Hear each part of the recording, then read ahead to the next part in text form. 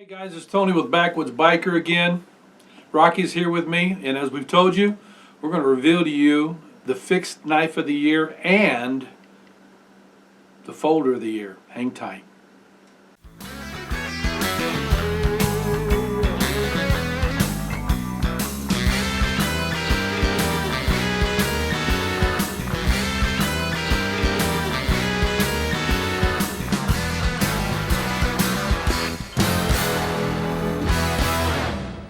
Welcome back. So what we've got here is, I told you, we got 5 knives that we put together for you to look at and to consider. And what we've done here, just like last year, we've got 10 categories that are worth 10 points apiece. So if a knife is just perfect everywhere, it'll have 100 points. That's what we based it on. And I got to tell you, last year was close. This year was just sick. It was hard to be able to make the decision on who was going to be nominated, first of all.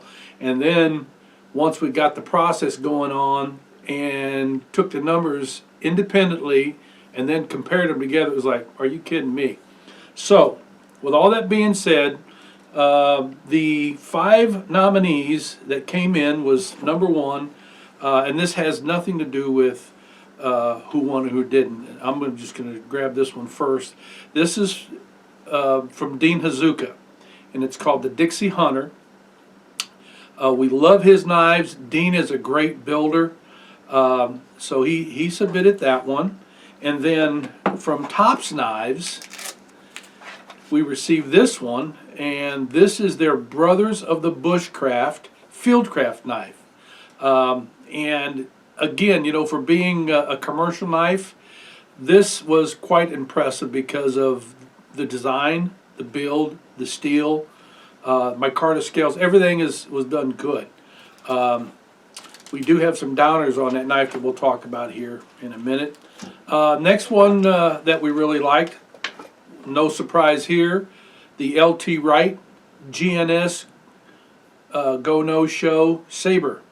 As a matter of fact, LT received the Backwoods Biker Knife of the Year last year with his Genesis Scandi. It is so close to a perfect knife. It's for anybody that's doing bushcrafting. It can be doubled as a tactical knife. Really nice. This one here happens to be a real beautiful knife as well. That's why it got submitted. Then this one is from Dan Winkler, Winkler Custom Knives, and this is called the Field Knife, and or the WK Field Knife is the name of this one. And I've fallen in love with this knife. I love this knife, and I did everything but twisted everybody's arm to like it as much as me. It's really a beautiful, handy knife. Great performer. Then over here we have got this huge knife from Mike at Grayman Knives. This is called the Darfur Defender. And as we go over these knives, we'll talk to you a little bit more about them in detail. But especially those that, or the 2 knives that are winners this year. But I mean, you can see this sucker is huge. Very huge. What is the overall length on this? 13.5 inches? 13.5 inches with something a like that? 7.5-inch blade. Yeah, okay. So, now, let's go over this. As I'm doing this, Rock, I'm reading this, then why don't you just hold up the knife here, and I think that we're going to go ahead and get some tighter shots in with these knives so you can actually see them. Okay? All right, guys, welcome back. As I said, Rocky's going to go ahead and start showing you these knives, and the way that we're going to approach this is we're going to go from the lowest score to the highest score and try to give you a little bit of an explanation on why it does have the score that it does. And the first up is going to be from Montana Americana. Dean Hazuka is the builder, and the name of this knife is the Dixie Hunter. It came in with a final score of 93.2. Had some really strong areas, like the maintenance on it, the strength of this small knife, the fact that it has great game processing abilities.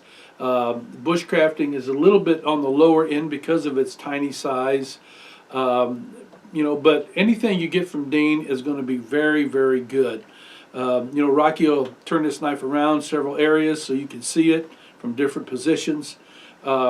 Everything that Dean does is top notch, bar none. But there was a couple things that was going against this knife right out of the gate. The small size of it was one of them. The survival knife that he submitted last year was perfect, and he missed being the knife of the year just by a few tenths of a point. But this year it wasn't like that because the knife is kind of small. Does that mean it's a bad knife? No. Matter of fact, out of all the knives that we see this year, it's in the top 5. So that does say something here. But as far as the scoring, it came in with a 93.2. Very, very nice knife. Be good in anybody's kit, that's wanting like a secondary knife is what I would probably call that. All right, the next one up that has a scoring of 94.8 is this commercial knife. You know what I do want to say though, Rocky, show them the sheath for Dean's knife there. Dean has some great sheaths.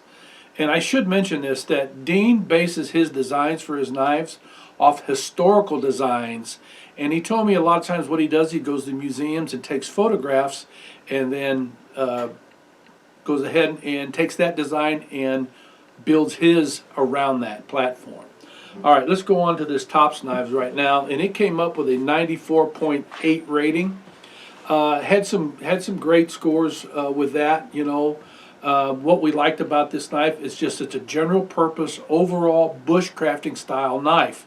Brothers of the Bushcraft collaborated with Tops Knives on this dude. And if you don't know anything about Brothers of the Bushcraft, they are outdoorsmen of all shapes, sizes, and flavors from around the country. And they collaborated and came together and put together this knife that we consider to be a very, very nice premium knife. Pricey for it being a commercial knife. It comes in almost at $200. And what disappointed us about this here is the sheath for the Tops Knives. Show them the sheath. I've said this a bazillion times. If you're going to sell a nice knife, go the extra mile and put a nice sheath with this. This ballistic nylon stuff that you see here, this is cheesy. You can't pull it out of the sheath without reaching around and holding it. So that was a downer there. The other area that I would say was a little bit of a downer was its ability to be able to process firewood for a knife being that size. We had to go at it a few times. So again, that was 94.8. And you saw the sheath, and so that comes in 4th place. And then the next knife up is, we're getting so close here in these scores, man. 3rd place knife is the LT Wright GNS Saber. Again, there's just so many things that you see with LT's designs. They are very practical knives. He doesn't try to get out and be overly sexy with his knives. He uses the right steel. He uses the right ergonomics with his knives. Everything that I've seen from him, I would put in my own personal kit without a problem, whether I'm in a tactical situation or I am in a field hunting, bushcrafting situation, just a generalized overall knife. Now the score on this one was 96.8. Remember, 4th place was 94.8, and then this jumps up to 96.8 just because of the fact, the concept, the design, the materials, how it performed with bushcrafting, processing game, processing firewood. The strength of his knives are nice. And the edge retention is also really, really cool on this. And again, here's a guy that gets the concept of how important a sheath is.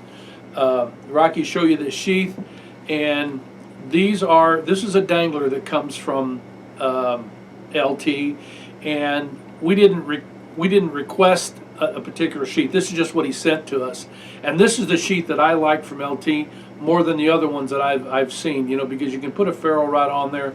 That is a wood tramp gear, small ferro rod with a bone handle on it. But you talk about a nice little knife right there. I wouldn't hesitate recommending anything by LT. So congratulations, LT, for being in the top 5 of the year and coming in 3rd place. All right, 2nd place now is the Winkler Custom Knives WK Field Knife. This came in with a 97.1 overall score. Now remember that score, 97.1. But he had a couple 10s in here. Most of his scores are 95 or 9.5 and above, and he had 2 areas that had a 10. One was the design. I mean, that is one sick looking knife, and it performs well. The other was the edge retention. You know, we did a lot of work with this knife. I did a lot of work with it myself, and I have not put it on a strop or on a hone one, and it is still razor sharp. Beautiful knife, Dan, and I mean, congratulations for being involved. Last year, Winkler sent us an axe that was just tops, man. I mean, it was absolutely tops in its field. There was a tactical axe of the year, as a matter of fact. Daniel Winkler got his start by making reenactment blades, and if you've not seen the movie Last of the Mohicans, go check it out, because almost all the blades, if not all of them, including the tomahawks, were produced by Daniel Winkler. That's really what launched his career, but he's got a great background with great mentors, and now he's passing his craft on. He's got a beautiful shop out there, and he's producing knives all the time. They are mostly tactical these days, but this is a crossover that was made for a special operator, and in honor of that operator, they continued to make this knife. It's a beautiful knife, worth every penny of it. And if you notice, I'm not really giving out prices. I'm not going to do that with these knives, because I want you to go out on their website and check them out. All right, so that's 2nd place. So who got 1st place? Well, obviously, process of elimination. We're just down to this one by Mr. Mike at Grayman Custom Knives out there in California. A little background info on Mike. Mike is a former operator, and he spent time in Darfur in Africa, and as an operator, anybody that's ever been in any type of military situation, you start to gather information in regards to the gear you're going to need, the gear you've had, what has failed you, what has promoted your mission, has helped you complete the mission. And you get a builder like this. He's a lot like Todd Albee from Silver Fire that makes the stoves. Todd is a former frogman. You look at his stuff and you can tell that this guy has got it. He understands it. When you look at Mike Grayman's knives, the same thing goes for him. It's just the first knife that I got from him. As soon as we opened it, I said, that guy right there, he's been neck deep into stuff, because this knife is nothing but tactical, and that was the MP Boy. It's a really neat looking knife. So what was the score on this? Now remember, the one from Daniel Winkler was 97.1. This one from Greymon is 97.2. I know, 1/10 of a point is what separated the WK Field Knife and the Darfur Defender. It's just, you know, there's, again, what this knife is good for and what this knife does, you know, it's on the large side, but I'm going to step back a little bit here, and we're going to withdraw this shot again so Rocky can talk to you more about this knife as you look at it. Or do you just want to do it now? We can do it now. All right, go ahead. All right. I'll hold it. Okay. This was definitely knife of the year. I had this in my possession for several months, switching it out with other knives. I've used this to process some large game. It's a little bit unwieldy for that, but anything outside of there, it's perfect. I harvested fatwood with it, started so many fires. The stats on it are it's 13.5 inches overall, with a 7.5-inch blade. Features G2 scales. And if we do a shot of the spine of that, that spine's actually a little over 1/4 inches thick. It's not going to break on you. It is so stout. No, this is a working man's knife. And whenever you see this, you know, when I look at this knife, this is a one-shop knife. You know, you might have a neck knife with you, or maybe a pocket knife would be all you need, because from a operator standpoint, you're talking about building shelters, traps, snares, sniper lays, just all the big stuff that you're going to need, and you don't want to have to carry 3 or 4 different tools. This guy is going to be the ticket for you here. Oh, it's very well designed. All right, now Rocky was telling you how he has used it, you know, and I don't think that there was anything that gave you any problems with this knife, was there? No, nothing. I mean, the design's flawless. He had that nice, very generous finger choil there in the front. If you got to choke up and work on something, you can do it with no problem. It basically adds another inch to the handle. It's got that nice trigger ramp right there. I like that too. I mean, a lot of control there. On the way it's built, enough weight sits further back that you have no control issues, despite it being 20 ounces. Yeah. Now, for me, you know, Rocky has been singing this knife song for quite a while. He really likes this knife. For me, it was too big for me. I'm 5'9", and when I hang this on my side, it's just above my knee, and it's a hunk of steel. You know, what was the weight on this knife? 20 ounces. 20 ounces. You know, so I mean, you know, 20 ounces isn't going to weigh you down really, but I mean, you hump 10-15 miles with this on your side, versus I'm 5'9", I weigh 200 pounds. Rocky is 6'3", and what do you weigh? About 240. About 240. That's a much bigger man than what I am, and he's you know, he's got a lot longer legs, a lot longer arms, and this knife would be, ouch, see there? Look at that. I keep it sharp. Yeah, you keep it sharp. So that would be the only bad thing for me, but Rocky's just the opposite, you know. What did you think about carrying this knife? Oh, gave me no problems. After about 5 minutes, I forgot it was even there. And the tie off on this works great. Stays tight to your body. With the sheath. With the sheath on it, yes. Right? Now, the sheath for this is a ballistic nylon with a Kydex insert. It is. It's similar to the one that you did not like earlier. The difference with this being the materials used are just far superior to what we saw earlier. It's about 800 denier. It's probably 3 times as thick as Maybe the even other. 1200. I mean, that stuff is stout. Yeah, it's at least 3 times as thick as the other. Now, this pouch didn't come on there, right? No, I added this pouch on because it's got, you know, fully MOLLE attachable. Better put that out there so Mike don't have to start adding those. No, yeah, I put this pouch on myself, and the way it's designed, you can put that on a backpack, on your leg. You can throw it wherever you want, and it's not going to fall off. Now, see, that's what I would tell you. If I was carrying this knife, it would be on the left shoulder strap of my backpack. So I don't know if you can see it like this without me cutting Rocky's face off, but it would be like this to give me the ability to be able to yank it out and deploy it in a matter of seconds. It wouldn't be hanging on my leg. And again, you know, I mean, I wouldn't mind taking this out if I was an operator, but I mean, my days in the military are long gone. You know, I was a strapping young lad at that time, you know, so. But now, if you want to see this knife in your own collection, get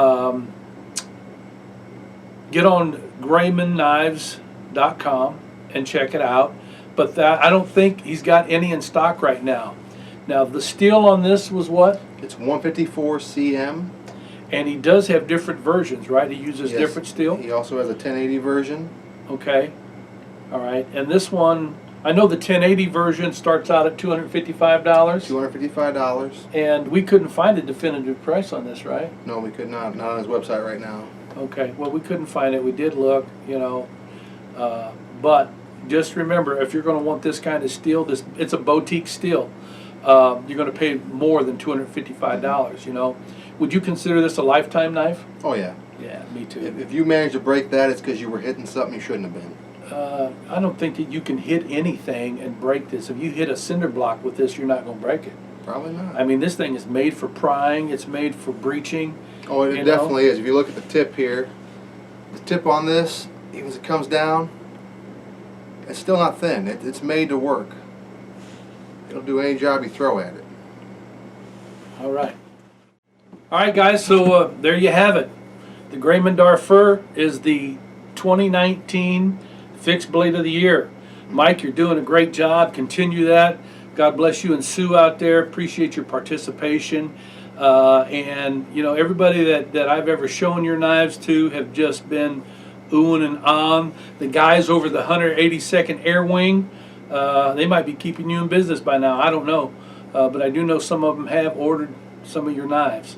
So, listen, folks, if you want to order one of these knives, look at the website from all these builders. Any of these would be recommended by Backwoods Biker. You know, appreciate all your participation. So listen, if you like the video, go ahead and hit that subscribe button down there on the lower right side.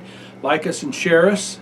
Let people know. And gee, if you're not a subscriber right now, now's the time to get in, because we have a subscription drive going on right now where we're going to give away $700 in gear, a whole kit. We're providing a whole kit, and it's nice stuff, you know. So appreciate all you're doing. Appreciate you watching us and reading the articles, and all your emails are pretty cool. Sometimes a little corny, but we do appreciate your participation with us. So listen, until next time, you guys ride free, you live free, and always you be safe out there.